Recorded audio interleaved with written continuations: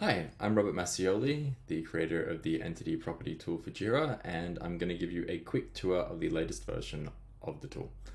So here is the Jira issue view, where we've got an issue HT12, we've got our entity property button here, which will make the entity properties panel appear, and we've got each of the properties that exist on this issue and the data inside them, and you can, of course, sit there and update the actual values. It will tell you if you're saved. You can make something extra be added to your properties if you want, and that'll save just fine, just like it always has. In the project itself, you can see your project level entity properties by going here in this panel. And so when that opens up, it'll show you everything that exists. Once again, you can add properties, you can delete them, you can do everything you need to do. And then if you want some of the more esoteric types of entity properties against entities that are perhaps less commonly accessed, you can go into Apps, Entity Properties, and then in the sidebar here, you will get User Entity Properties, Issue Type Entity Properties, Dashboard Item Entity Properties, and Workflow Transition Entity Properties, all selectable.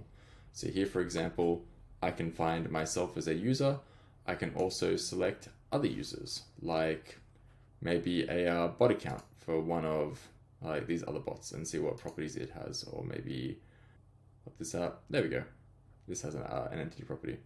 And so you can look at issue type entity properties, see the properties on those. For the dashboards and workflow items, you have to actually search for your dashboard in particular, and then look at which particular dashboard item you want to select.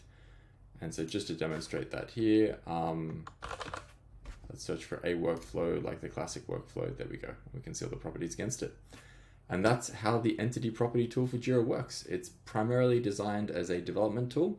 The only major changes from the previous version to this one is that I have removed the ability to filter down particular entity properties so that you can just select the one you actually care about.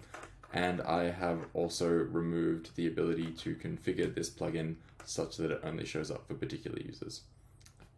Thank you and enjoy.